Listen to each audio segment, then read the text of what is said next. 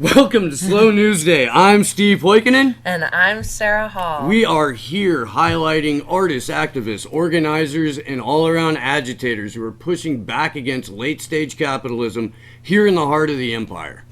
Joining us today is a TV, film, and theater writer. He's down in Los Angeles. He was a progressive activist in the 2016 campaign. And an opposition researcher who's going to fill us in on some stuff about the DNC that you might not already know. We are stoked today to welcome to the Wizard Den Carlos Tierra. Los, what's happening, man? Thanks for having me. I didn't know it was called the Wizard's Den. I feel like I should put on a Merlin hat instead of a baseball cap. So Barry the producer is a straight up wizard, and this place is decked out. It's a recording studio. There's a set up for a full band about 15 feet to my left right now. Oh, cool. Yeah. So it's. Well, Schaefer, you gonna be playing some music? I don't know if we're gonna get to that today. We have a. Actually, I've been talking to a couple of musicians who are interested in like February and March coming in to do a show, to do a Slow News Day show, and then rap with like playing a few tunes. So I'm looking forward to that. There's some good singer-songwriters that have some great perspective that I can't wait to get on the show. I'm gonna go ahead and give them shout-outs right now too. It's Jordan Smart and Willie T. Taylor of the Good Luck Thrift Store outfit, and Conrad Wirt, who goes by the stage name Possessed by Paul James. Possessed by what? Possessed by Paul James. He is a one-man explosion of positive energy. Wow. He's sounds like Richard Simmons. No, I'm kidding. Yeah. With slightly more sequence. I'm sorry, Conrad. Don't explode on me. Don't explode. I tried not to do that. We had no point claimed to be a family show. I tried not to do it. So let's get into your little bit of your backstory, man, because you're kind of an amalgamation of all kinds of different insights and experiences, and we're looking forward to getting to know you better today. So let's kind of walk through how you got from Jersey, right? Yeah. Jersey native to living out in West Hollywood and writing for Luciferian pedophiles. First, I was a reader for Miramax when I was back in Jersey for the Luciferian pedophiles, as you so eloquently called them. But I came out to LA about 6.5 years ago. I was a script reader. I was a playwright in New York, and a TV producer. I was taking an online seminar actually with the Writers Guild, which I'm going to circle back to the WGA in a little while, because some of the stuff that they've done with the DNC you'd find amazing. And when I say amazing, I mean immoral, unethical, and manipulative. But all right, we'll get to that later. But anyway, I came out about 6.5 years ago. I was in an online seminar with some showrunners, and I had just finished completing a pilot that I had written, directed, and I asked a question, and they were kind of condescending on the panel. They're like, "Oh, what was it? 2 actors in a room?" And I was like, "No, 17 actors, 18 years, 3 locations, all SAG, et cetera, et cetera." So they were like, "Wait, you did all that in New Jersey on your own?" And I was like, "Yeah." They were like, "You need to be out here." And literally 2 weeks later, I had settled at my apartment in order to graduate from what they termed AAA to Yankee Stadium. All right. So That's what brought me out here. All right. Can you lower your laptop a little bit? We're only seeing like from the nose up. Awesome. Better? Thank you, man. Thank you. That's way better. Yeah, that's way more gooder. So, Big words like my good. That's my good buddy Ben will say that just to piss people off and make them twitch at English. It's fairly funny. That's Were just how he talks. were you political out in Jersey? Did you not get political until recently? How'd that happen? Because you post some wild shit, brother, and that's why you're on the show today. I was fairly political, but I wasn't fully aware of the spectrum of options, shall we say. All I was right. a frustrated, angry Democrat. I did a senior thesis on welfare reform and then a master's on prison reform. So I knew the Clintons were racist from Jump Street. I just didn't know where to go or what to do with my anger, or what I did know.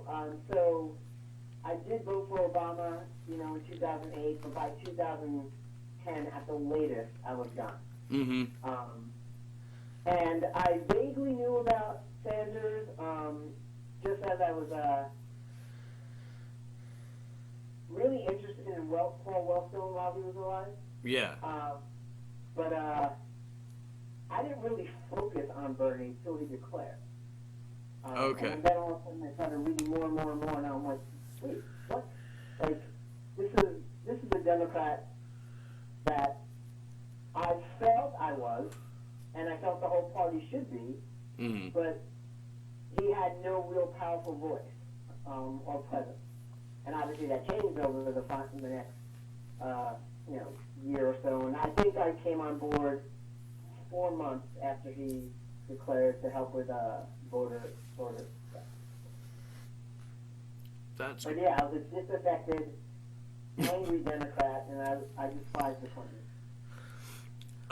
That's a conclusion that I think more and more people are coming to. If you could hold your laptop in that spot, that would be awesome, man. I know it's gonna be hard too, because you're gonna want to bounce around. You can take a minute if you want to and like set it somewhere so that it's a little bit more static, dude. It's fucking we're cool. Newsweek, huh? Because that's good. I'm gonna guess. I was wondering how long that was gonna take. Yeah, that's a great. We're just looking at a headline that says the French police are threatening to join the protesters and demand better pay and conditions over here. Right. That sounds great. There's some good photos coming out of Paris where you see the French police lifting up their masks to show some sort of... Yeah, they took their helmets off to show them that they were gonna, they weren't going to just go right ahead and murder them. Or you should be on this for all of this. How's that? That's all right. Okay. No, man, you're good. You're good. Tilt it down just a little teeny tiny bit, maybe. Fucking bitching. Boom. All right, man. That is professional. Let's talk for a moment about the DNC fraud lawsuit. This is one of the things that has that prompted me to reach out to you in the first place, because you're like one of the few people that I have seen in the online world openly support Jared Beck to the point to where it's an avatar for you. And for those who don't know, Jared and Elizabeth Beck brought a lawsuit. I think it was starting in last February against the DNC for fraud, for defrauding Bernie Sanders supporters who gave all of this money and all of this time and put all of this energy and resources into a campaign that was rigged from the word jump. From way back in 2014, it was rigged, and so they're suing for I think $900 million, which would effectively bankrupt the DNC, destroy the organization outright. The DNC is currently broke. The 2 witnesses have dropped dead over the course of this. There was a judge that recused because it was shady as fuck.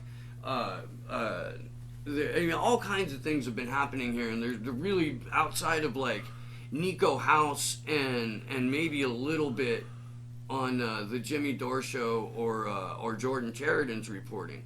Do we hear about this? But it's not a thing that's explored a lot. And how does that look from you with what you know from your position out there? Well, working with the Sanders campaign, every week we were on leadership calls just to hear what was going on, in state by state stuff. So we'd log into a Facebook database and we'd see people's names and they'd type into a chat room some comments and questions.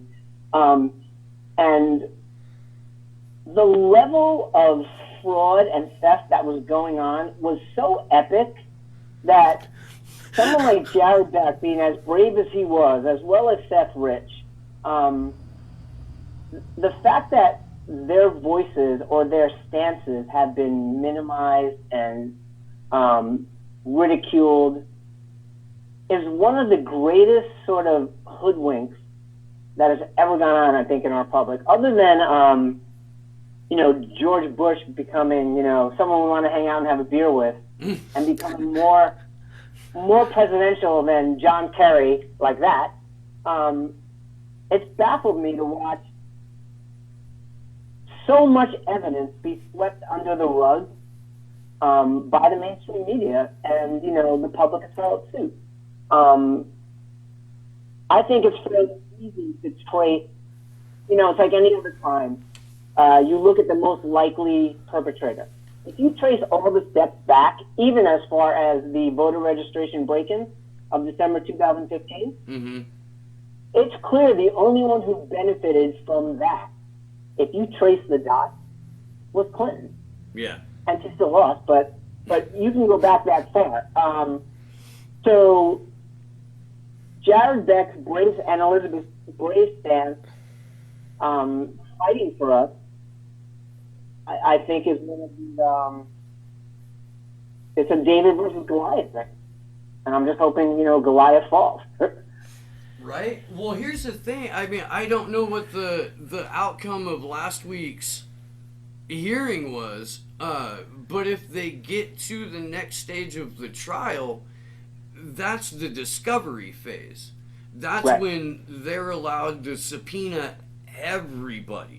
Yeah. And they can bring in Tom Perez, they can bring in Hillary Clinton, they can bring in Debbie Wasserman Schultz, they can bring in the Awan brothers. Right. And WikiLeaks. I mean, which will corroborate just about anything that we would discover, I think, with those people you just mentioned. And you're absolutely correct in that there's been mainstream media, not just assistance, but them really being a part of the team on the Bernie Sanders smears, on covering up the rigging, and on not reporting about this lawsuit at all. It, particularly because it's taking place in Florida, given the fact that Broward County is going through just fucking mountains of fuckery with their entire organization down there. Right.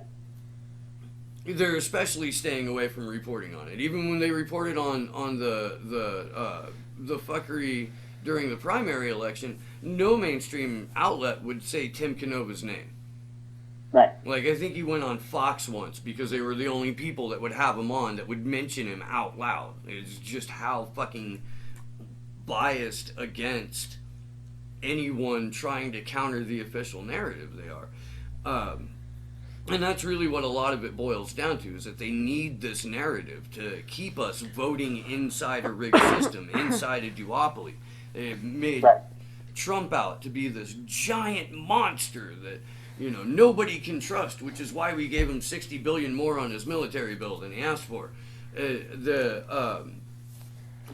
I guess he rescinded the $5 million demand or $5 billion demand for the border wall, but the Democratic leadership was ready to give him 1.6 billion.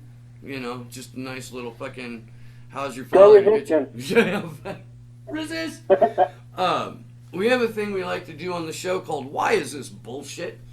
And we're going to look at a headline or two and read it off, and maybe we can figure out why it's bullshit. The headline I'm looking at is from NBC News, and it says, Trump's withdrawal from Syria is victory for Iran and Russia, experts say. So the big news yesterday is that, President Trump ordered a troop withdrawal. Within 30 to 60 days, they're going to take troops out of Syria. And he's getting shit on for it. Like, Brian Williams will literally come in his pants when there's a fucking drone strike and fucking quote Leonard Cohen and talk about, I'm guided by the beauty of our bombs, and Jesus. Fucking, but now Trump is... Brian Williams won't be able to get hard anymore. Oh, it's okay, because we're still bombing them. I scratch that. He could always see footage of Yemen. Yeah. Or Iraq, or Afghanistan, or Somalia, or any of the other several countries we're currently bombing right now, or any of the 72 countries that we have black ops operations going on in. Right. Yeah, those are the ones that we know about. We know that our intelligence agencies are in 72 countries, but because 40% of the military budget is blacked out, redacted even to Congress, we don't know anything past that they're in those 72 countries. Well, and with them failing the audit, it doesn't even matter what's in the budget, because we know everything's a black op and, financed through shady means or etc. So which is kind of what makes this headline even more bullshit. The subheading is, the analysis says the move provides Iran with solid control over the entire arc of the Levant from Baghdad to Beirut. Now let's talk about how fucking loaded with propaganda that is. Because the spin on this is that Trump did something wrong by ordering troop withdrawal, because they hate it when we don't play empire everywhere. Right. But nowhere in any of the statements has he said that he's going to end drone strikes, or that he's going to stop providing arms or aid, advisors, assistance to Erdogan's army. Right. Where are we on? From my end, some of the reason why, first of all, it's NBC, so it should be suspect. Second of all, anything that goes against Zionist expansionism is going to be played up in the media as a bad move. They'll never say it that way. They'll tap dance around it. They'll put, a whole dog and pony show around and make it seem as if, it's just poor policy, poor structure. He's aiding Putin. Fact of the matter is, if it doesn't aid Israel's expansionism directly, they are going to bash it. I couldn't agree with you more on that. 100%. They do quote the Israeli ambassador in this story, the ambassador to the UN, as saying just the presence of Iranian forces in Syria poses a threat to his country. Now there's this. And of course, Iran automatically becomes 30 times more powerful and 30 times more aggressive because of Trump doing this. It's amazing. Like, all of a sudden, they haven't been in the headlines for about 4 weeks. Right. And now that he's doing this, the counterspin. And now they become infinitely more dangerous. Well, not. I mean, they become infinitely more in danger as a population, fucking, Right. from the kind of democracy we like to rain down from 20,000 people. Right. Exactly. Fucking, but it's okay because our drone bombs drop hugs and fucking kittens and military aid pack. Fucking no. That John Bolton. Actually, yeah. Let me say this, and then we'll wrap up the why is this bullshit, because it's bullshit on so many levels. But John Bolton, who has one of the more famous mustaches in politics. Where did that fucking article go? Here we go. Has wanted. He's had a hard on for Iran since they formed the Project for a New American Century. And that is, if nothing, a Zionist expansion organization. You would think General Wesley Clark's video would be aired at the end of every broadcast. If we wanted some truth. I mean, we've almost knocked out the punch list on that. We have. In Iran is one of the two last remaining countries, if not the last remaining country. Yeah, and we just partnered with Turkey to to fucking let them take the blame for our proxy war in Syria, I guess is how that wants to pan out, because John Bolton, this is out of Met Press, has relaunched the Pentagon's project for the destruction of the state structures in the Caribbean basin. There's a money quote here that I want to read. And this article is about how we have plans now to start a war between Colombia with Brazil against Venezuela. And the quote here that I think we need to get through to everyone who's listening, who always brings up, but my Venezuela, when like you're trying to talk about more left-leaning policies. Well, just move to Venezuela, they're doing great. They never bring up that we've been destabilizing the fuck out of them for the last solid 20 years, and then more broadly since the 50s. But the quote is, in any case, during a press conference on 12 December 2018, President Maduro of Venezuela revealed that U.S. National Security Advisor John Bolton was handling the coordination between the teams of Colombian President Ivan Duque and those of Brazil's vice president. A group of 734 mercenaries is currently being trained in Tona, Colombia, in order to perpetuate a false flag, allegedly by Venezuela, against Colombia, thereby justifying a Colombian war against Venezuela. The war would be under the command of Colonel Oswaldo Valentin Garcia Palomo, who today is in hiding after the attempted assassination by drone of Maduro on August of this year. Mercenaries are supported by special forces stationed in U.S. military bases in Tolomida, I think I'm probably butchering that, in Colombia and in Edgeland, Florida. The U.S. plan is to take over, from the beginning of the conflict, the three Venezuelan military bases, Palo Negro, Puerto Cabello, and Barcelona. This, to me, is why we're seeing a troop withdrawal right now. Well, I don't know that it's resource related. It's not like we can't afford to.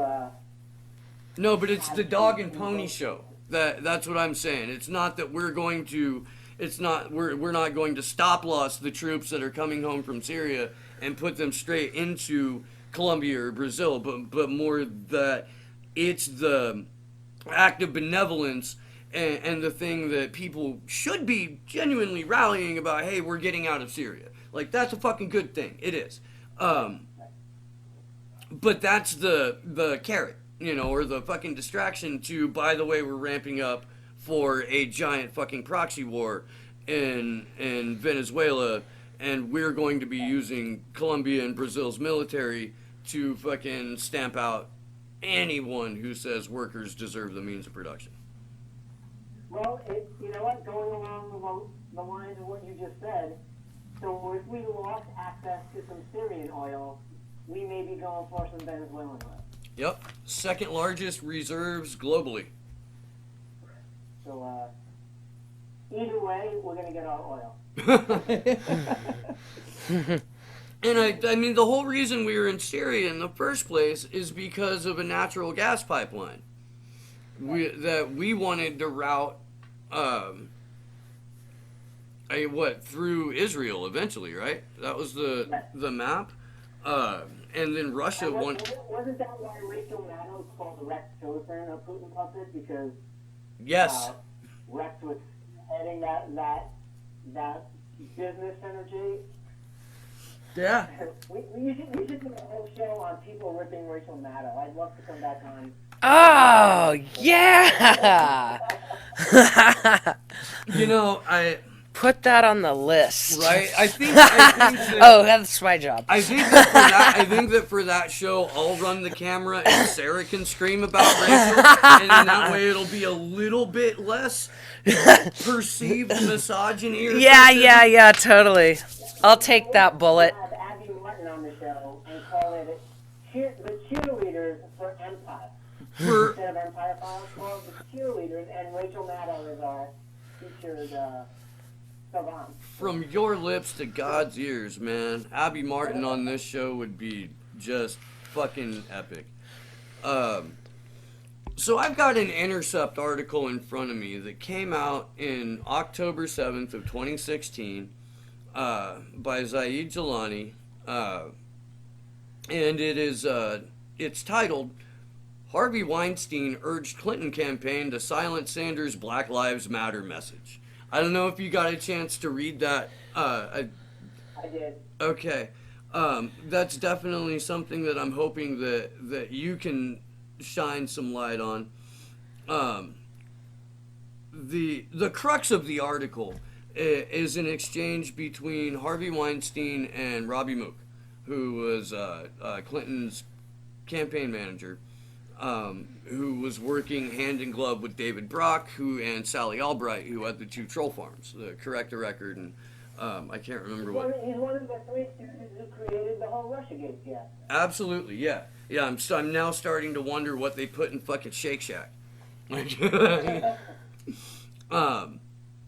The crux of the article is that they've been trying to run this narrative the entire time that Bernie Sanders is incapable of relating to black people or people of color in general, and though evidence doesn't bear that out, it's a narrative that is continued, and we've got email exchanges between Harvey Weinstein and Robbie Mook, where they hash this out, where Weinstein is going to be in New York and wants to meet with them to, kind of put the nail in the coffin of Bernie Sanders' outreach with people of color. Bernie didn't have the level of hot sauce. So therefore, he cannot relate to Southern African American folk. Man. I mean, that's clear. So, that was one of the in most. lieu of any policy for people of color, hot sauce will serve in a pinch. Yeah, forget the fact that you bragged about being a slave owner in your book when you were the fucking first lady of Arkansas. Forget that you called young. Forget that she put super predator in the American lexicon. Think of every cop who's 40 and under who grew up hearing that as her and Bill went on their re-election campaign. Think about it. Think about the time. I think I read somewhere where that phrase was in the media over 8,000 times in less than 2 years. Wow. That's fucking. So anyway, so Bernie, who was on the front lines protesting in the 60s, he's the enemy of black people because he doesn't relate. But go ahead. So they hash out their strategy here, where Harvey Weinstein is discussing political strategy with the Clinton campaign, and he's sending Robbie Mook David Brooks columns and fucking and saying this article gives you everything I discussed with you yesterday. You have the name of an economist. You have a great New York Times writer, David fucking Brooks. And you have a number from the Wall Street Journal, and the Clinton campaign responds, took your idea and ran with it. And boy, the fuck did they.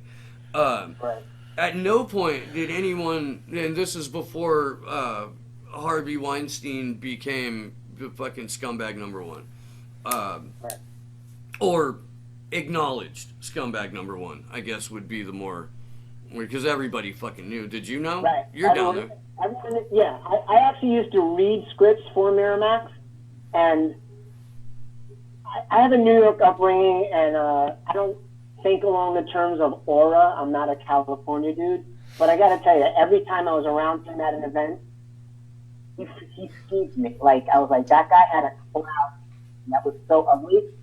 I wasn't privy to some of the events, but even the ones that I was in proximity, it just felt ugly. And I had a lot of people in the business who had dealt with him 8-10 years ago. Yeah. Female friends who told me stories. So it was so known. But yeah, well, think about the hubris of this. Harvey Weinstein is offering perspective on how to handle Black Lives Matter Shudder. momentum. Like, really? the blind leading the blind, That's like Bill Cosby offering female sensitivity class. Yeah. Ugh. Yeah. How to read a woman classes. I have this theory that irony died in 2012 when that marmot got stuck in the Large Hadron Collider. Do you remember that? I think that the first casualty, I think the first casualty of particle acceleration accidents was irony. I do, because there's no fucking there's no world where that is something that people take the advice of Harvey Weinstein on how to best do outreach with the black community. Well, I'll tell you what. And he's like, I put Savior. Something, the nexus of Hollywood and politicians in D.C. One of my first hires out here was as an assistant to a prominent speechwriter who also writes television. And one of the things, and he wrote drafts of the 4 vice presidential nominees' acceptance speeches, and at the time, the possibles were Tim Kaine, Cory Booker, Joaquin Castro, and Elizabeth Warren. And I think my second day working for him, I saw all these cartoon balloons coming in. Elizabeth Warren, Tim Kaine, and I'm reading his computer monitors because he had 2 of them. And I'm like, you want me to leave? Because I don't want to read your email. He's like, no, we might be working on the speeches. Those are going to be the 4 vice presidential nominees. So this guy's been the highest level speechwriter of the DNC for a long time. But and he's working out of an office in Hollywood or in LA. Yeah, I mean, he's a TV writer, but he's a consultant for the DNC.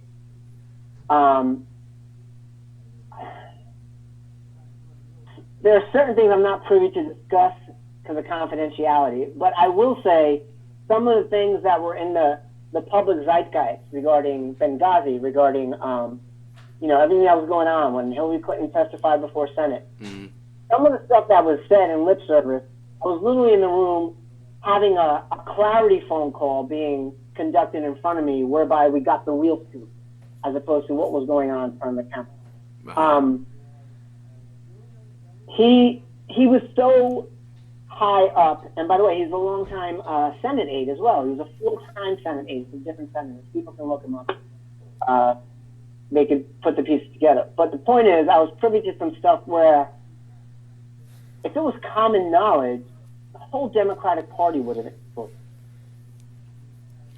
And I'm not just talking like rumor and innuendo about emails showing, the dirty linen. I'm talking about certain things that happen from the very top down where you're like, oh my God. Like, and I mentioned to you that I was a disaffected Democrat. Yeah. Working for him for a year and a half, verified everything I ever felt in my gut but didn't have the evidence of, and provided the evidence of.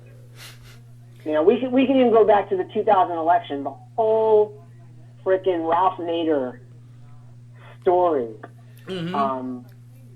See, now I know that narrative is bullshit because I lived through that and I fucking worked for Ralph Nader that year. I know that Florida always gets the blame for it, and I know that the backstory behind that is much, much more nefarious than a simple matter of Jeb Bush and their Secretary of State, fucking canceling, what was it, 600,000 black votes or something like that. Well, here's something to mull over. They talk about that number, but Republicans had data of Gore stealing close to 2.8 million votes in three swing states. Remember when Gore said he was going to step away for the good of the country, et cetera, et cetera? Mm-hmm. He was stepping away to protect his legacy, his father's legacy, and possible jail time. But he couldn't even win Tennessee. He couldn't even win that state. I'm just talking about in the South. Oh, okay. I'm talking about Tennessee per se. Okay. And I learned that because his Senate aide was my boss. So, NATO was a deflection and a smokescreen to keep the Democratic Party alive because they were about to be obliterated by some of the data that the Republicans had. Which is just fascinating to me because you would think that if the Republican Party was as concerned about preserving the Republic as they are, that they would go forward with completely tanking the Democrats. And you would also think... That is a great point. And I asked that question when I was working with him. And their view was, it wasn't stated, but what became very clear to me was red or blue, the 1% will always do great. It's just degrees. Right. But they decided with Nader that if we could bash any third party from ever rising, any populist candidate, any people's candidate, then we always control what we want to control. Well, their one fear is what? Our uprising. Yeah. That's their only fear. They don't fear that Republicans don't fear Democrats. Democrats don't fear Republicans. Right. Like, whatever. They fear us. Yeah. No, I fucking... So what they decided was, if they could create a narrative there about Ralph Nader, they can bring that up every time a third party rose. Look what they did to Jill Stein. Look what they did to Bernie. So that's, and by the way, they set up such a precedent that the public took that and ran with it. So what did it become? Societal pressure. Oh, you want a 2000 election to reoccur? How many times did you hear that about Jill Stein? How many times did you hear that? What if Bernie does run as an independent? Oh my God, the horror of it, and what'll happen, and then we'll have this. And then, we have the Iraq War because of Ralph Nader. Yeah, if you think about it, it was a brilliant Machiavellian strategy on their part. By the way, this is my third day working for this guy. I wasn't sure I was gonna stay on. Because he had asked me if I was political, and I was like, nope. Meanwhile, I've been working for the Sanders campaign for 6 months. Okay. But, I was like, my mama didn't raise no fool. I don't talk about religion or politics on the first couple of dates. But once I became privy to stuff that was going on, when he wanted to find out what was going on with Benghazi, he called up the ambassador to Italy. You know what I mean? Like, that's how direct it was. And I'm on a conference call listening to that. Wow. So I was like, I'm not leaving. And then later on, my job morphed to doing research on WikiLeaks, and I was like their guinea pig. If we can convince a far-left progressive like George to vote for Hillary, we could sway the whole country. So that's why I was involved in these sorts of research for speeches and stuff, and doing research on WikiLeaks. Wild. Which also caused me to be kind of ostracized with some TV writers and showrunners, because we were dealing with guys who were running some major shows, highly political New York activist writers who were dying to get Hillary to win. And my job was, every time they wanted to approach a speech, was to find a WikiLeaks that would shoot that idea out of the water. Oh, wow. So you could see how I became hated. Oh, wow. And my boss would constantly be like, don't shoot the messenger. We asked him to do this. But yeah, it became very contentious. And honestly, at the end, the last 2 months of the primary, or even once she won and she was running against, once she stole it, I should say, and then she was running against Trump, all the speeches became appeals to patriotism, because they could find nothing on policy that they could actually point to. And that's part of why she fucking lost, because her entire campaign was, I'm not Trump, orange man bad, orange man bad.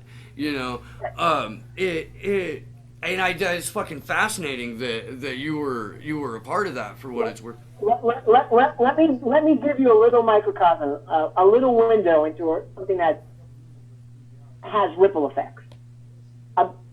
So Hillary's stolen the nomination. Now they're working to get her elected. We spent 2 weeks going over Trump's website and platform, and Hillary's website and platform. 2 straight weeks.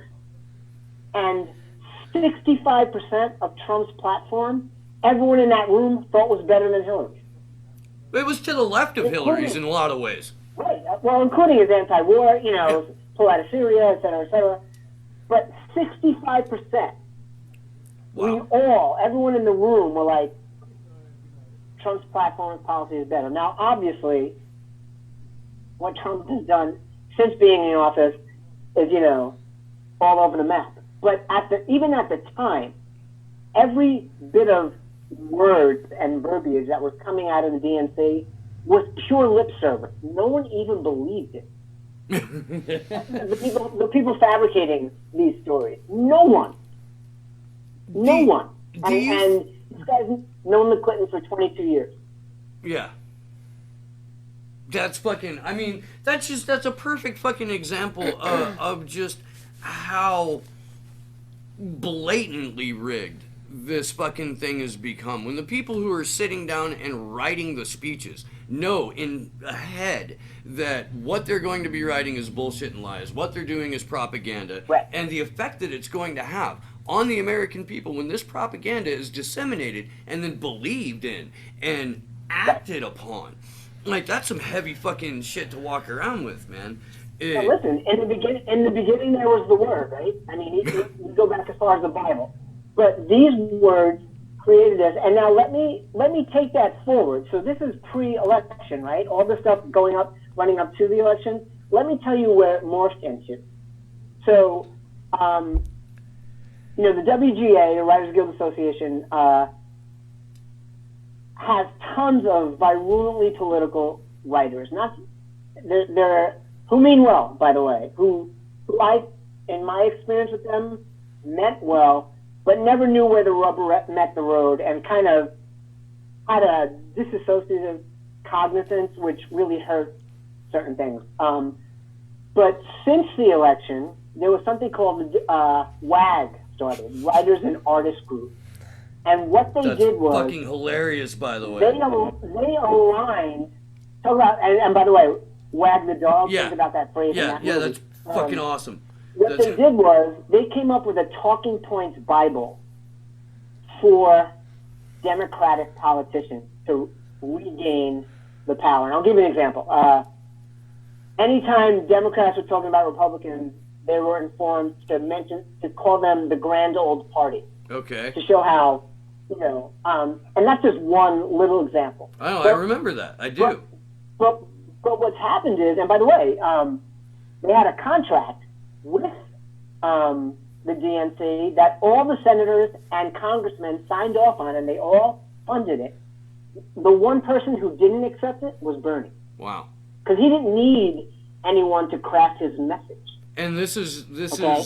for the election or after this is after the post After election. the election, to gear up for the midterm. Yeah. So Okay. there are close to 95 writers in Hollywood, TV writers, who have lined up with congressmen and senators to go over all their talking points, all their media. Fucking. I So mean, I was asked if I wanted to be involved and help spearhead this. And I was like, let me ask you something. You have the ear of every senator and congressman because of your track record. I'm like, are we just going to put lipstick on a pig? Or are we going to change who we're bringing to the dance? In other words, if you're going to get involved in policy, mm-hmm. I'd like to be a part of that. But if it's literally just word games, this sounds too Orwellian for me, and I opted to not take this high tanking.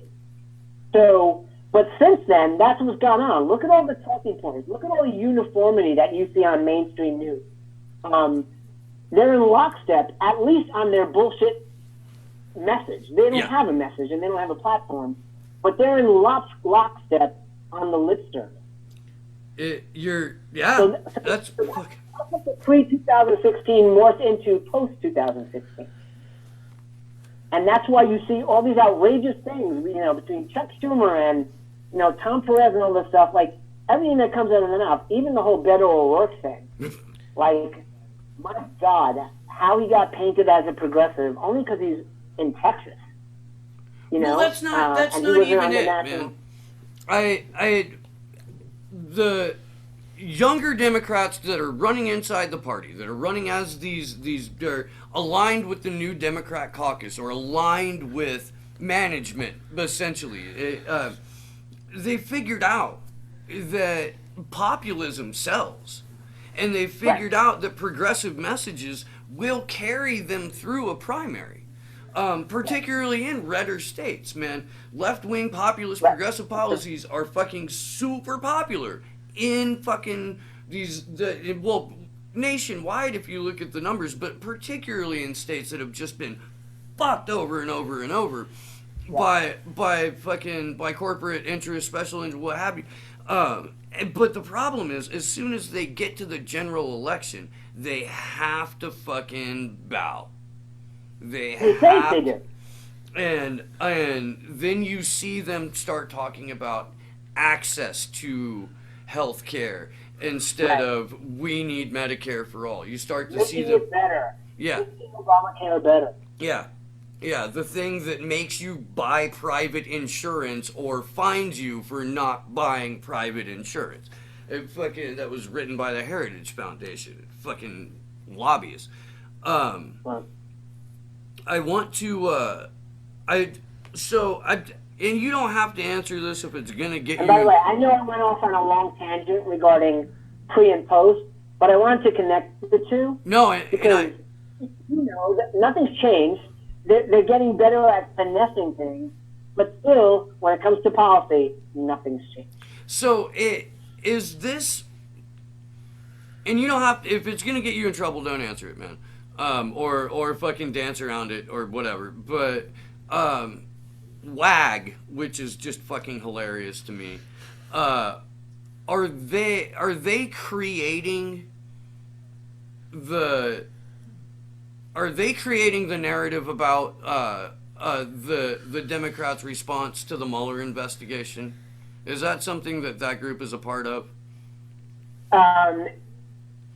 Maybe at the highest levels, what they decided to do was concentrate kind of on like state and local stuff. Oh, hell yeah. All the talking points for them.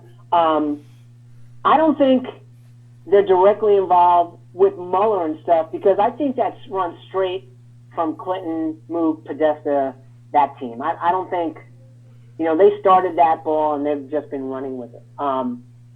So, the rank and file take their cues from that. Okay. The fact of the matter is, they're running out of room on that, right? Like, every possible avenue of creation has been shown to be just that, a fabrication. Like, I think the Democratic Party is going to fall apart when Mueller can't come up with anything. He won't be able to. and this is something that fucking I just I don't I mean I do understand in terms of I get how propaganda works, you know, but this late in the game, we're heading into 2019. There has not been a single person as a part of Mueller's investigation where they have actually tied collusion to the Trump campaign, or no one from Trump's campaign has been charged with assisting the Russian government, in manipulating the outcome of an election. And because $100,000 doesn't get you what it used to get you. 1.2 4,700 in Google ads doesn't get you much these days. No, well, apparently $1.2 billion doesn't get you into the White House. That's the magic number. And by the way, that's just an outlay. Think about how much, the head of Google helped suppress negative searches for Hillary Clinton. The algorithms between Twitter, Google, Facebook. Like, we're just talking. You just mentioned 1.2 billion as an outlay. What about all the ways they suppressed or facilitated that didn't involve an outlay? So, like, the mind boggles. So I know a bit about that because I have been suppressed and blacklisted. It's not funny. I'm just laughing, and because I can relate. Solidarity, like I said, motherfucker. I had tons of meetings before the election that just disappeared and never got rescheduled. I bet they did. Sarah started to experience what shadow banning is like, and what how hard it is to get a message out that runs counter to the narrative. Right. I've written for a number of publications over my career, and I have I've got fired from a couple really good ones for writing pieces that countered the narrative. My entire fucking writing history for The Nation magazine was digitally removed. Which that was Chris Hayes, right? Pardon? Was that Chris Hayes? That was Chris Hayes. Yeah, that was that fucking Opie looking giant motherfucker. Was ostensibly my boss, and that was in 2008. And then after that, I walked away from it for a little bit because everywhere I tried to go was like, no, sorry, we're not interested. And then I would see them pick up like a handful of new people who were writing all these puff pieces on Black Jesus, and fucking, you fucking never heard it through a mainstream outlet that Rahm Emanuel told an entire room of progressives to go fuck themselves. You would never fucking hear about just how shady. We still don't know how shady Eric Holder is. We're still fucking learning shit about that guy. What? Yeah, I've seen it out here, not just on the writing level, even socially. I've seen rooms clear at, a party or a networking group because someone had the audacity to say something against the myth of Hillary Clinton. Like, I've watched it happen, and people, taking note on who said it and, wait, where are you from? What's your name? And literally, circling the wagon and having things disappear. This is in liberal Hollywood. That's something that I wanted to know is, are they developing, a new kind of fucking McCarthy-era blacklist? Or is that... I think so.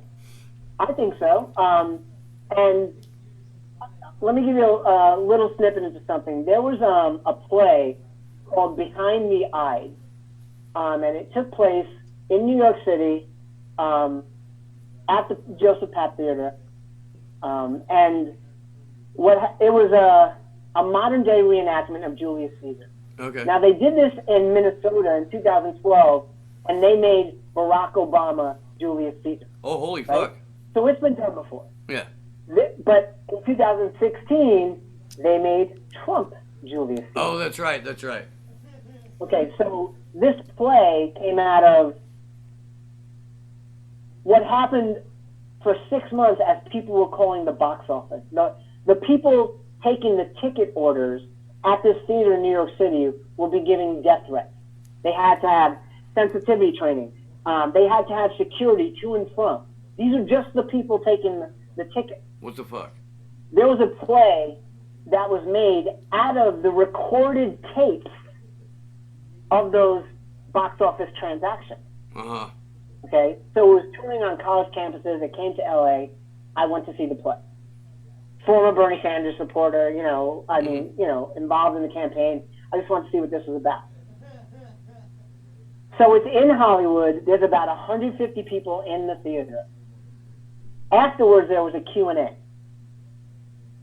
When I tell you, now this is preaching to the converted, right? You think we're in Hollywood, it's mostly liberal. I mentioned that I worked for the Sanders campaign, et cetera, and blah, blah, blah. The amount of rage from the audience towards me, another audience member, was mind-blowing. There was almost a fight. And I'm talking mostly gay West Hollywood. Right. Like, guys who didn't want to get their shirts dirty wanted to throw down with me because I was a Bernie Sanders Putin supporter and Jill Stein's lover. Like, it was just like... I have not understood the gay community's love for Hillary Clinton. And she was just so fucking outright, upfront, honest about, no, you don't have these... I guess they think, hey, she's one of us, because she's gay. But, and that Q&A became a 90-minute rage fest. So much so that the producers of the play called up one of them had a driver, the other one had like an assistant. They came in to escort me and 3 other people out. Oh, wow. At a play. And by the way, this was my Molotov cocktail. They were talking about, there has to be understanding between the right and the left and blah, blah, blah. And by the way, the play does a really good job of getting all different views on this perspective. Through the tape recording that these people had to record because they never knew if there was going to be a death threat that was carried out. Wow. And by the way, they weren't even the producers. They just work in the box office. They're the 99%. Wow. My claim was, I think that there needs to be tolerance both to the left and right because centrist Democrats have proven that they don't have any tolerance. And that was my comment that set off World War III. Jesus. That had to have me escorted out of a theater. Wow, in dude. Hollywood. There's no fucking limit to, like, white entitled hubris. There really fucking... There really is not. There really is not. And like I said, it was a liberal crowd. I'm just like, I remember just walking out. I wasn't scared at all. I was just like, I knew that things were coming to a head, and I thought, Hillary supporters were unhinged. But to see it play out in the public sphere, not just on Facebook, was a real eye-opener. That's fucking crazy. Yeah, have you had anything like that happen to you at all, where you've actually experienced in real time a Hillary supporter fucking come at you, bro? Has anyone called you a Bernie bro yet? Katie Halper has a great article out about how come so many Bernie bros are women and people of color. It's amazing.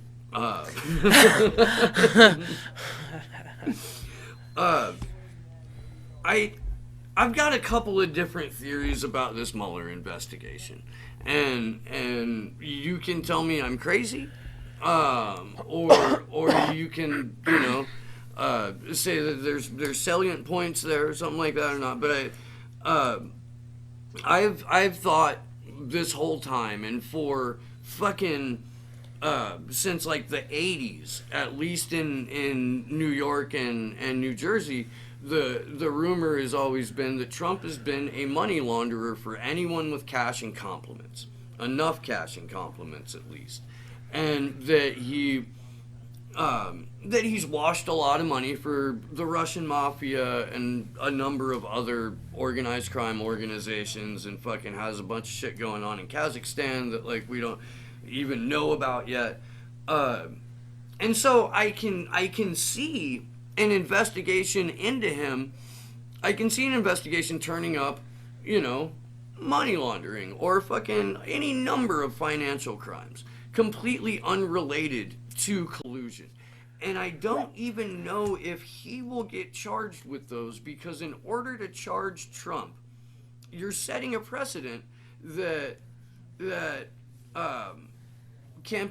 breaking campaign finance laws is a bad thing. People rarely get more than a slap on the wrist for that. Sometimes they'll fucking actually see the inside of a cell for a minute.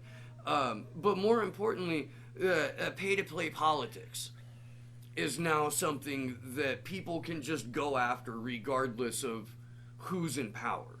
And that, to me, would fundamentally fucking destroy the entire oligarchy that we have going on right now. If we legitimately started investigating in how pay-to-play politics works, we would have to take a really long look at Saudi Arabia. We would have to take a really fucking long look at Israel.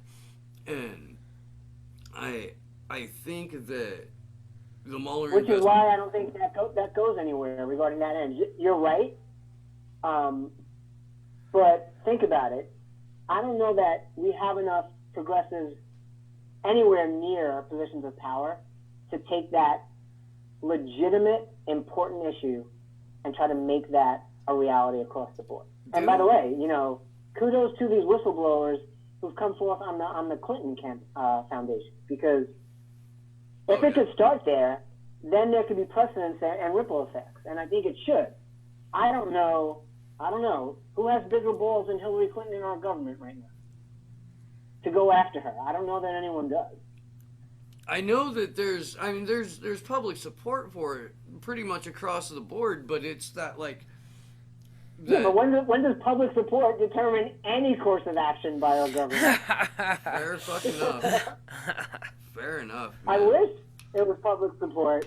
But, continue with your Mueller thing. Yes, I think you're right. There's all sorts of financial and business shenanigans that you can get Trump on. None of them are related to the election. Yeah. Or to the election. Yeah, and if they are, it's fucking, using your campaign money to pay off your hooker or whatever. Like that's like I'm pretty sure they not vote rigging, flipping, etc. Nothing like what we saw in the Democratic primary. Right, and I'm starting a thing now where whenever somebody invokes Vladimir Putin, I'm going to remind them that because they did that, Tom Perez just achieved orgasm. And then I'm going to send them a picture of bug-eyed and mouth-open Tom Perez. Because I want them to have that, hold that fucking image. I'm about to have lunch. You just ruined it. You can push that image out of your head, man. I'm talking about like donut Twitter and fucking, Next time I'm in the throes of passion and I want to hold off, that visual will help. Oh man. I want to talk about the Shooting Stars project, because cool. that's something that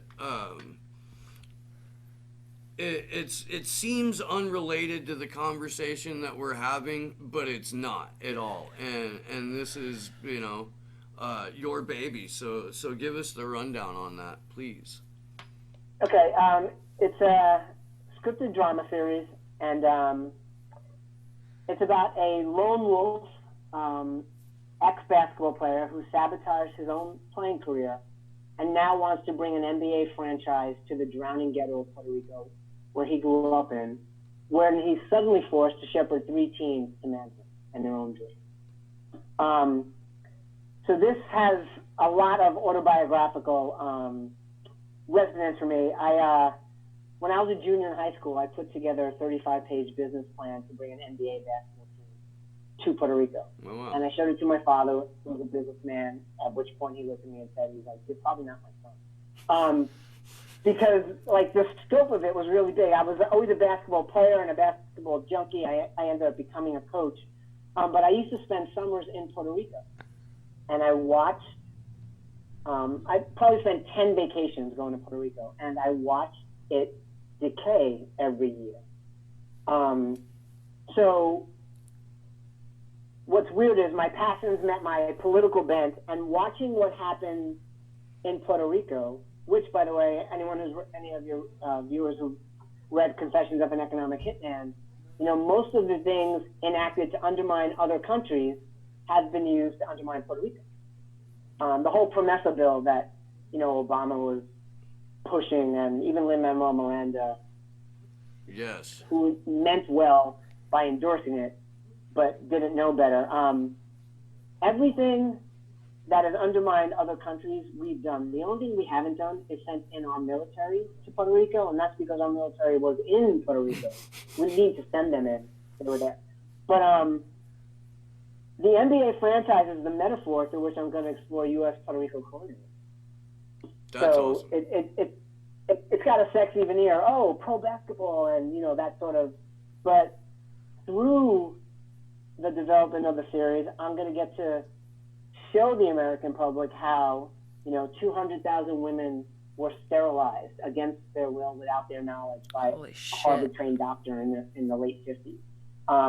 Who, by the way, he got mugged the first weekend he was in Puerto Rico to run the Puerto Rican Hospital Association. So he decided that Puerto Ricans were the ugliest species on the planet and they needed to be eradicated. So for the next 5 years, any woman who delivered a baby was sterilized. And for several years, no one was having a second kid. So people got suspicious. They stormed the hospitals, found the record, went after this doctor, who I'm deliberately not naming, and the FBI spirited him out of the island, set him up in Johns Hopkins, and then 3 years later, he was a Time Magazine Man of the Year for his studies in eugenics. Oh, Jesus Christ. That's right. No, I watched So, I watched an old Empire Files from a couple of years back where Abby Martin was giving her breakdown on just from like 1912 on. Right. And there's a great book, and I'm drawing a blank right now. I read it 2 summers ago as I was going to Puerto Rico to pitch this project. And give me a second. I have it somewhere here. I'll remember the title in a second. But it's written by a Puerto Rican lawyer who writes about the history of Puerto Rico from 1912 to now. And, from the Jones Act to the PROMESA bill, everything that's been implemented in Puerto Rico has been an austerity measure, so that Wall Street, public-private partnership bond holders can get a 267% return on their investment. Just to give you the scope of Puerto Rico, 41% of the population is living under the poverty line. It's legal to pay people $5.75 an hour there. Jesus. So imagine you're a 24-year-old father of 2. All the tolls are owned by public-private partnerships, and the utilities are 300% higher than the mainland. So you make $5.75 an hour working at Walmart. You pay $11 each way to go from Fajardo to San Juan, and then at the end of the month you have to pay a $400 air conditioning bill. How do you feed your kids? Yeah. How do you get anywhere? And yet you go down there, the populace is unbelievably educated. Like, I've done little projects there. The film crews and the artisans are the highest of high level. And everything done, and by the way, this is all pre-Trump.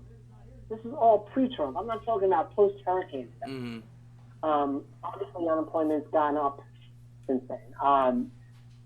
But anyway, this series is a way through which I kind of have a Trojan horse. It gets me in, and then what comes out of the horse is stories like this, where I have a Puerto Rican American who didn't know about his island going to Puerto Rico and discovering all the stuff that went out there. And it may sound soapboxy. I mean, it's not going to be that way, but it should have, if I do it right, the sort of socio-political commentary that The Wire has, or That's sick. American Crime.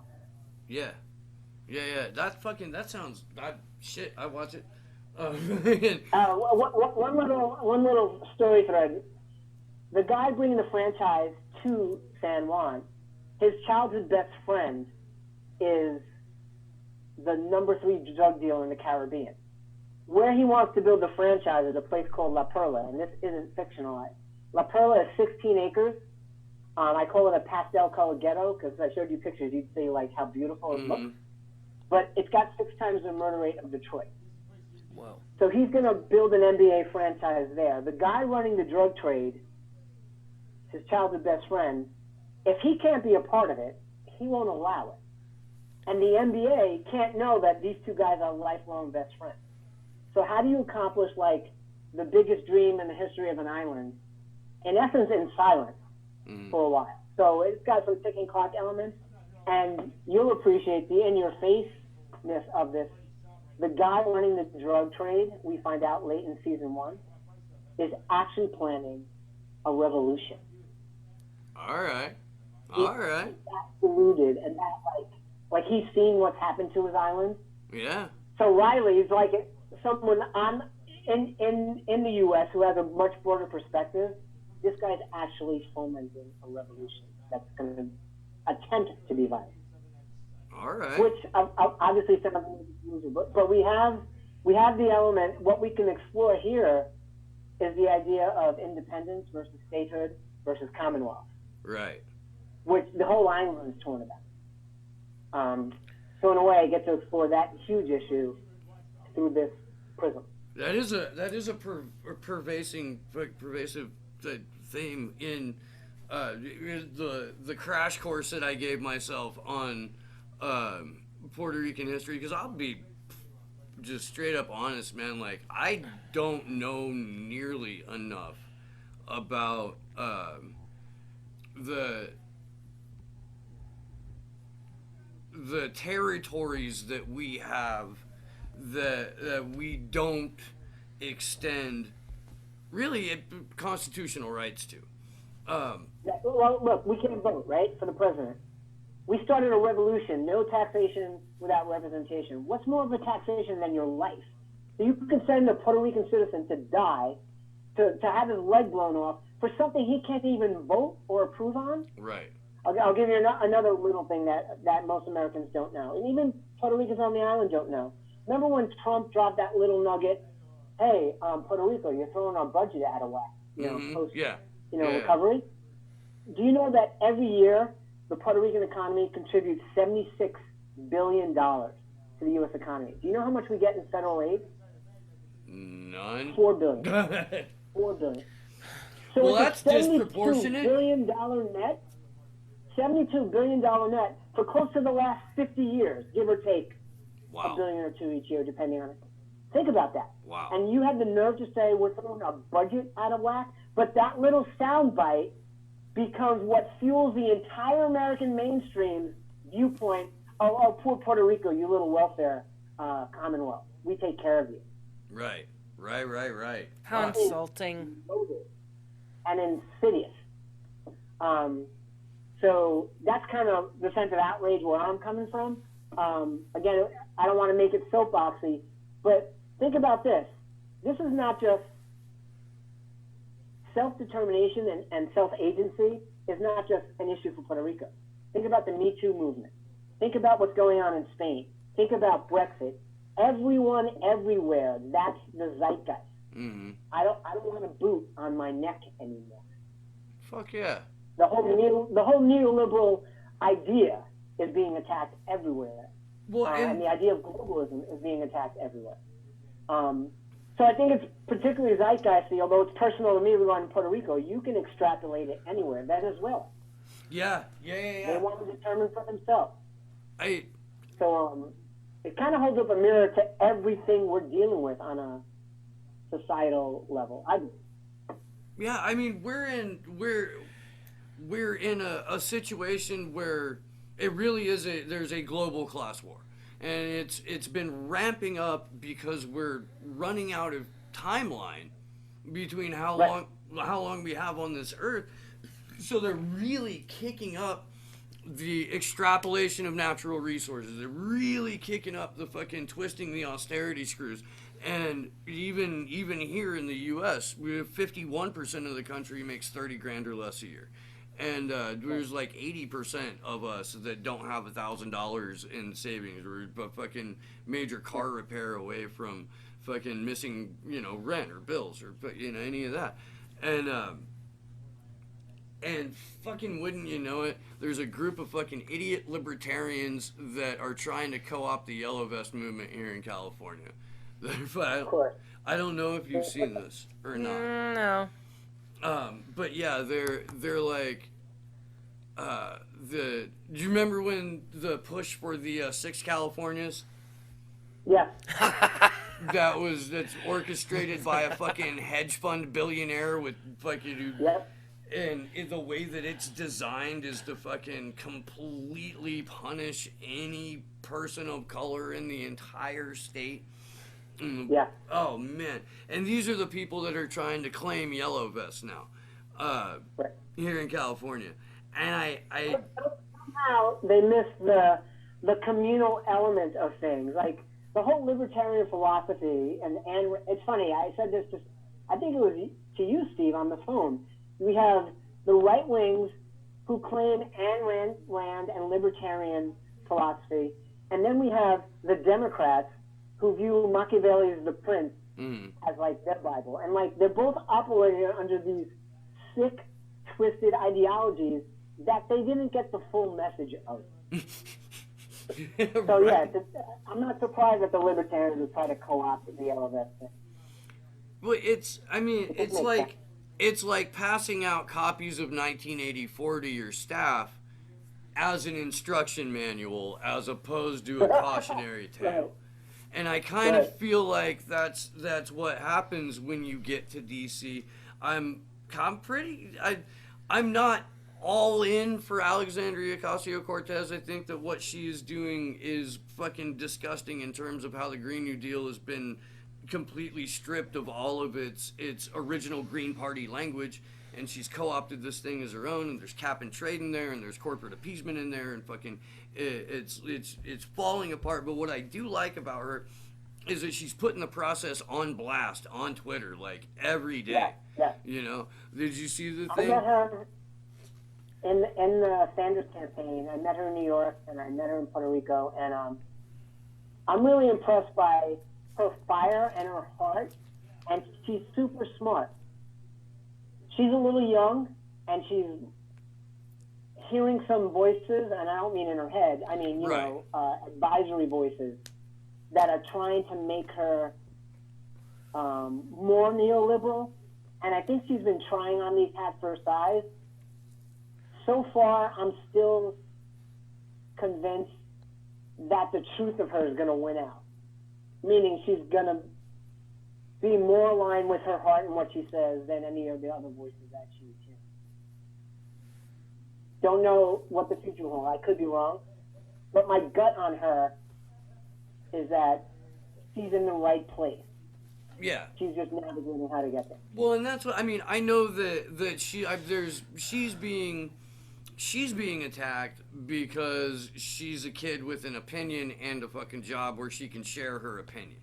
Right. And we live in 2018 where you can put your meeting that's ran by 5 CEOs to welcome in the new incoming Congress critters.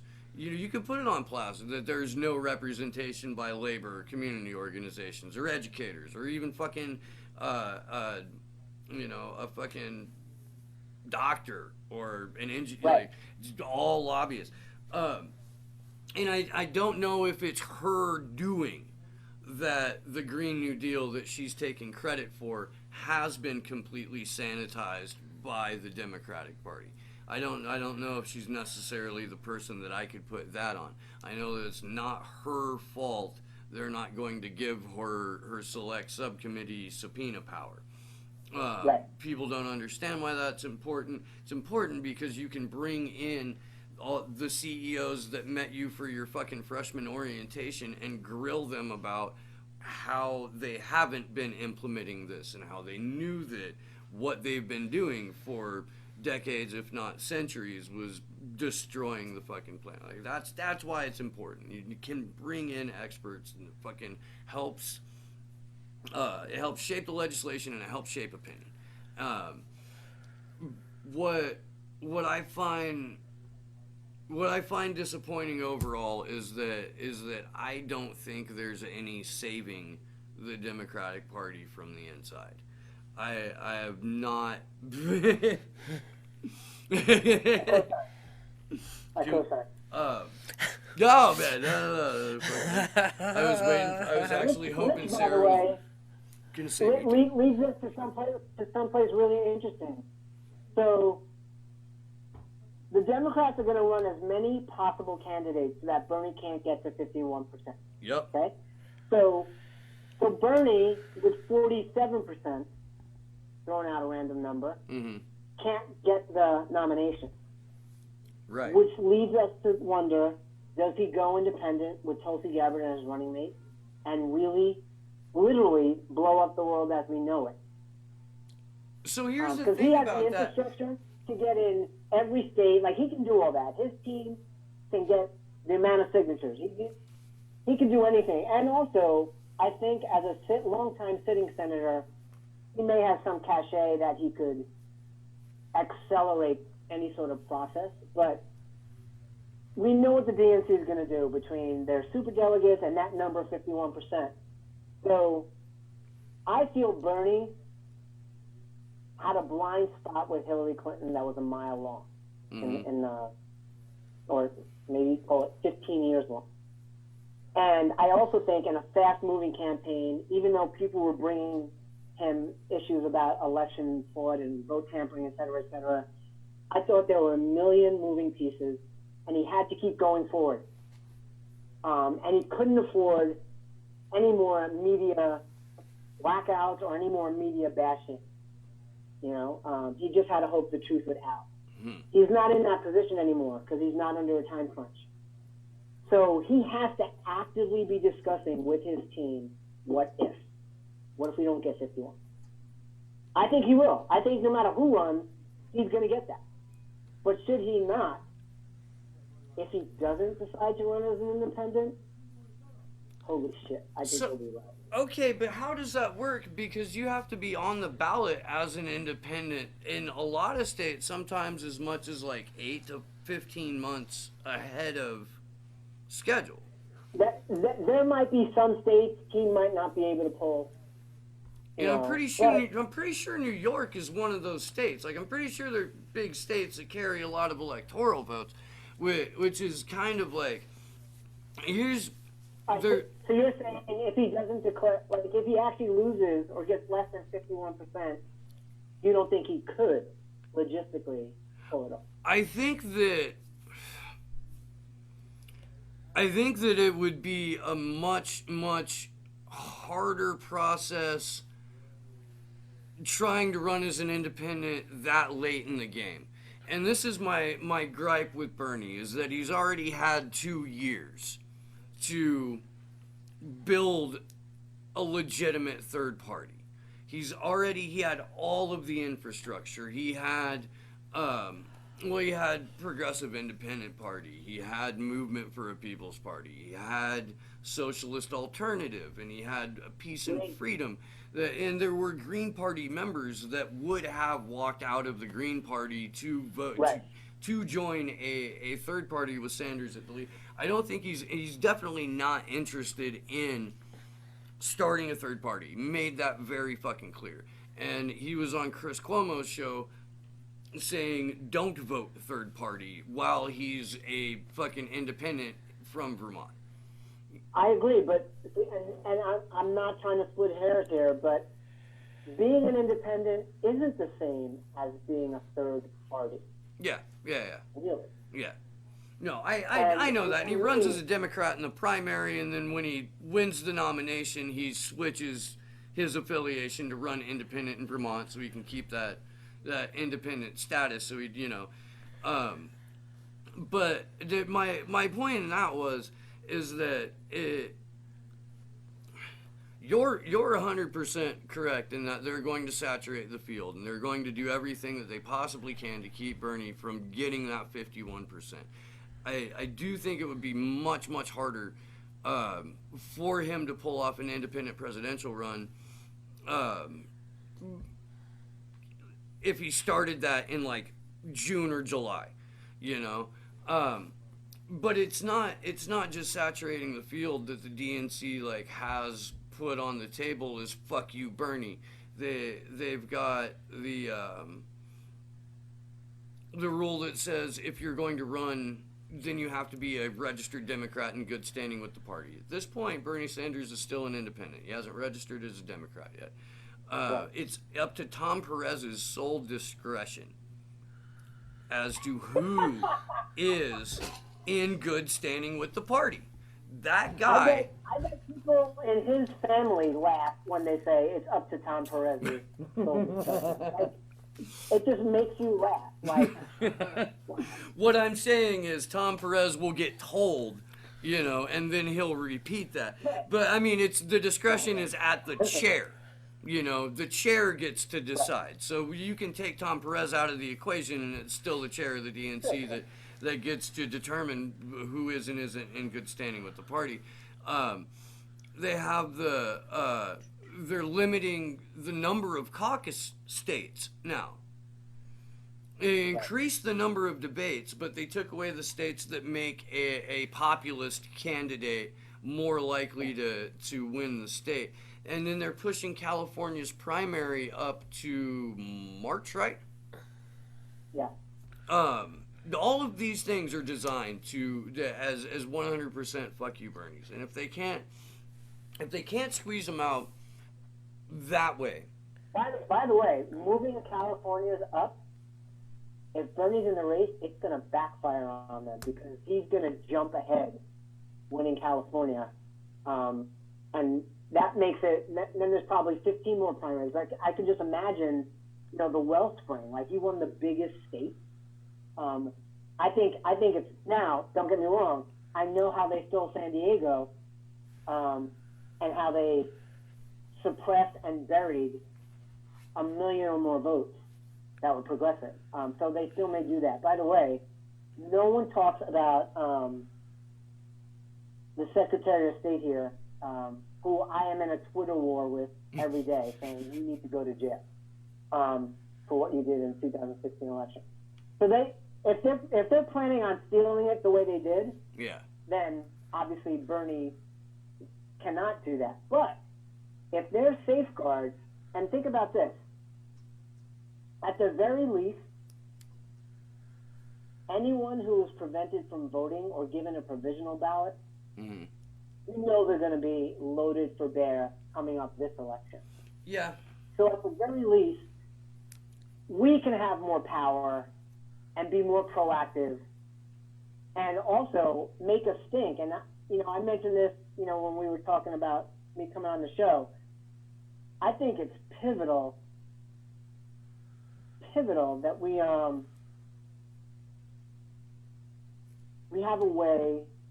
I'm losing my train of thought. Give me 1 second. It was there were 6 to 7 ways that the Democrats stole votes in every state primary. Right? Mm-hmm. From outright flipping to just in a semi-open primary changing their affiliation. Right? Right. But if we have, and I remember reading that we had 1.8 million people register to vote in California, and I think it was something like 800,000 college students between January and June Mm-hmm. of the primary. And then lo and behold, no one showed up. But to me, it was people being purged, Yes. you know, and also the whole freaking exit poll thing, or, you know, the AP announcing in California, oh, Hillary Clinton has won, you know, when she hadn't won. When it was the day before Election Day. It wasn't even that. They announced it the night before we fucking voted. What's most pivotal, and no one's making noise, and we're not making noise because there's so much noise about Russia influence in the election, is we have to get exit polls back. We have to get exit polls back. The last 9 exit polls were canceled. That hasn't been done in American history since they've been instituted. Right. But we had 12 examples of states being stolen, and because that was the trail Uh-huh. leading to who was doing the stealing, they miraculously canceled the last Yeah. Which leads to Rich, which leads to Puerto Rico, precincts, 120 voting precincts being shut down on one island alone. Yeah. So if we can protect those things, they may not be able to steal it. And I know that's a big if. We're not doing anything. There's no infrastructure set up to fight that fight. Hopefully, we clear the Russia noise and we get people like Lauren Steiner to get a bee in her bonnet and go west, young woman, or east, and do what you do. Because she's a badass. She's great. If she can focus on that, she can help literally tip the scale. And then Bernie can win a primary in California. She's got a group that she started with Gail McLaughlin, who ran for lieutenant governor this last time as a Green Party candidate. She was Richmond's mayor that took on Chevron and kicked them out of Richmond. She's a badass. They have an organization called California Progressive Alliance that they're just getting up and running now, and they're going to kick it off at the end of March of 2019.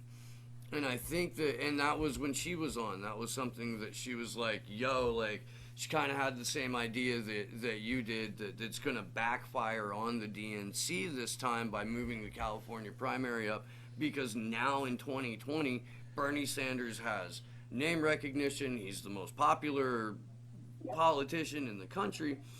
I really would like the chance to find out if you can vote for change in a rigged system inside a duopoly. I want to find out if an oligarchy is willing to cede some power through the electoral process. My suspicion is no, that's not going to happen. You know what? My gut tends to agree with you, and listen, the scary part is, do we have time for one more election to let us know that? Right. I don't think we do. I mean, there's some pretty dark fucking data coming out about climate, and whether or not you believe that climate change is real or that fucking geoengineering is real. Either way you look at it, that's man-made climate change. It is. And when one hand is shaking the other on that, it really does accelerate the timeline.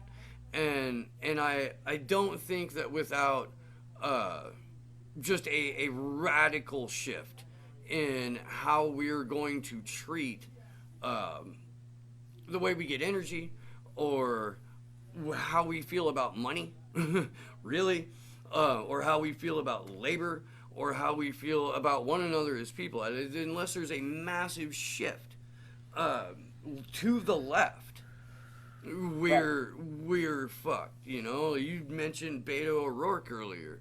I think that his star is fading now.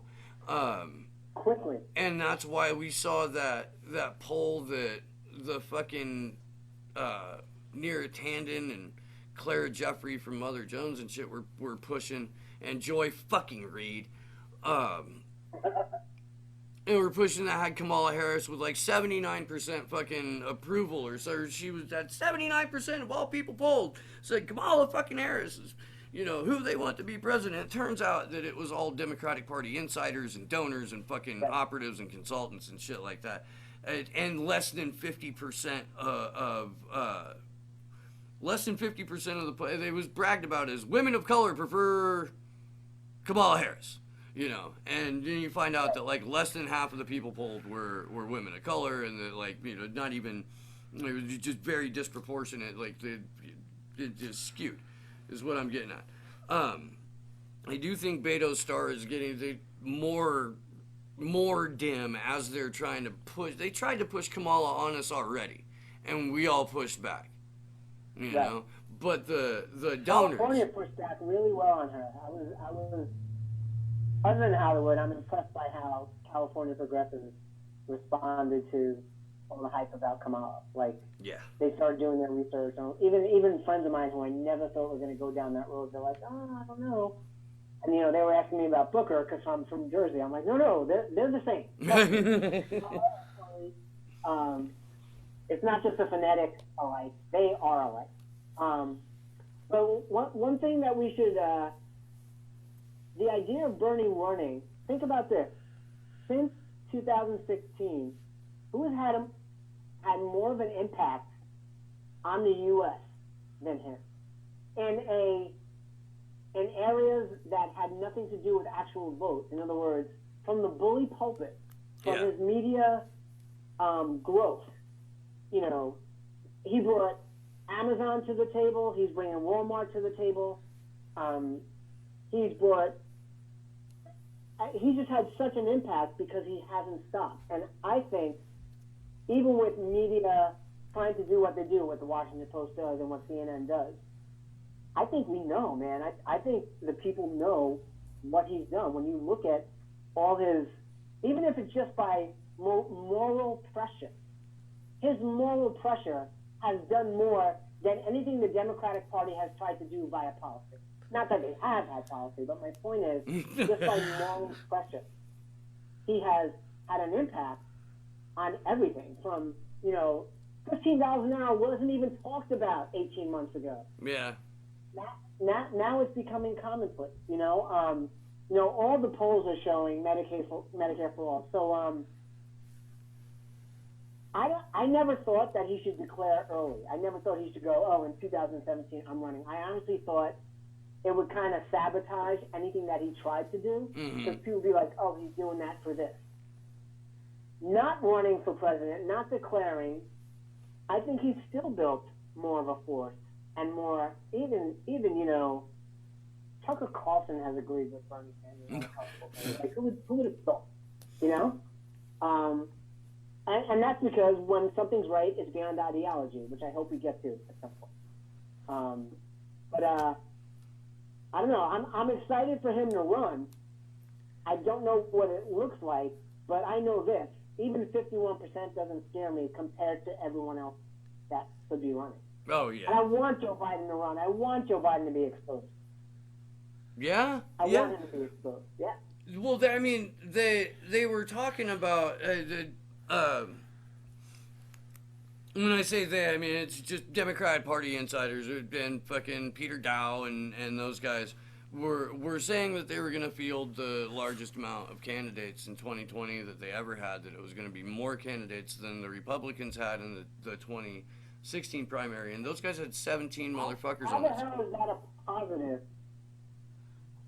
How is that a positive for them? It's not.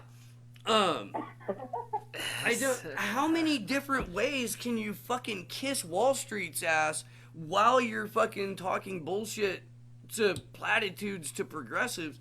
Like they're all going to get a script, right? Right. No, and look, it's an appeal to identity politics, which most progressives are moving away from, Right. like, quickly, and even centrists are, because we're seeing where the rubber doesn't meet the road. They may think, according to their machinations, 51%, and then we have the superdelegate thing, which will level off that. I think they're doing a calculus that adds up to just bad math. I really believe that. I think they're shooting themselves in the foot. Look, we've seen them. They've lost 1,000 seats of government, if not more, over the last 9 years. They're not reversing track. They have not become smart. They have not become aware.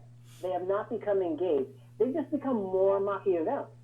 And I think we all are seeing through it. I believe. I hope so, man. I do. We're gonna wrap up. I've got still got a bunch of crap I have to get to today. It's been great talking to you, man. Is there anything that you would like to pitch or plug that you've got going on in your world? Yeah, I'm going into production on a feature film that I wrote. It's called Crossing Currents, and having heard me speak for the last bit, I'm sure you'll understand why I'm telling this story. I lived in Miami during the Elian Gonzalez incident. Uh. And at the time, no one said, hey, Elian Gonzalez should be with his father back in Cuba. Not out loud. As a matter of fact, I had a very petite, beautiful girlfriend at the time, and one day she was getting coffee while I was waiting for her in the car. She's not coming out. I'm looking at my watch going, what's going on? I walk inside, and two adult men, both over 6 foot, were being restrained from attacking her physically because she had seen something on the news saying, and she said, no, that should be with his father. Oh, wow. 2 days later, I went to Elian Gonzalez's house and watched a reporter interviewing someone who was about to say the same thing. Crowd reacted. There was a riot. There was a fight.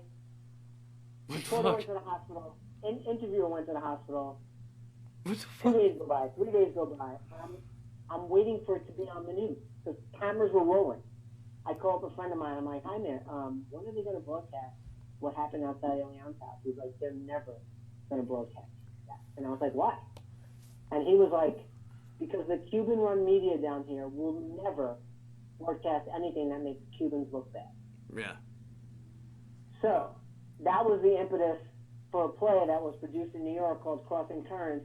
And in this play, I have an openly gay teenage boy who's delivering a newsletter saying that Elian Gonzalez should be with his father and distributing it in his Cuban neighborhood. His father came here on a raft.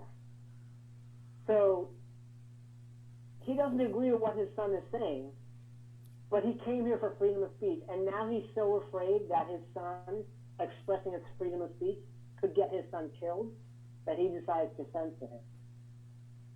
So this is the story. It's about Okay. kind of like what happens. A man who came here on a raft for freedom of speech is now so afraid of his son expressing his own freedom of speech that he feels the need to muzzle him. And the backdrop of this kid's openly gay. So he's filtering father-son relationships, just realizing that he's never going to have a son of his own. Ah. Wow. Heavy. Whoa.